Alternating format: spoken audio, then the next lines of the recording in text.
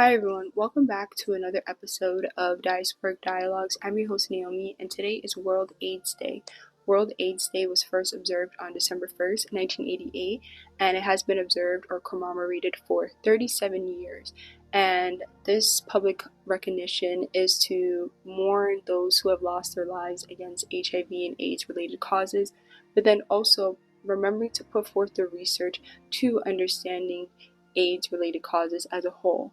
And this is the first time in US history in which a president, in this case President Trump and the Trump administration, have decided not to observe the public and commemoration of World AIDS Day. And such refraining of this includes lack of speeches or social media campaigns, and even the recognition of the red ribbon often associated with World AIDS Day. And in the US, approximately 1.2 million people are living with HIV, and worldwide, that is 40 million people. And when you're in context, when you think about the African, Black, and Caribbean diaspora, that is approximately 40%. And so when we're thinking about the US and the federal funding, the cuts, the DEI rollbacks, what does this mean for those living with HIV within the Black diaspora as far as stigma, as far as actual support?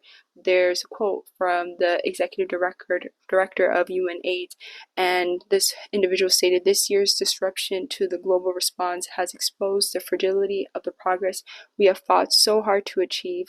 And in addition to this, since 1988, World AIDS Day, but also the UN on their website, it says UN AIDS is a problem solver. It places people living with HIV and people affected by the virus at the decision-making table and at the center of designing, delivering, and monitoring the AIDS response. Fusion is on a mission of covering the narratives of the African, Black, and Caribbean diaspora.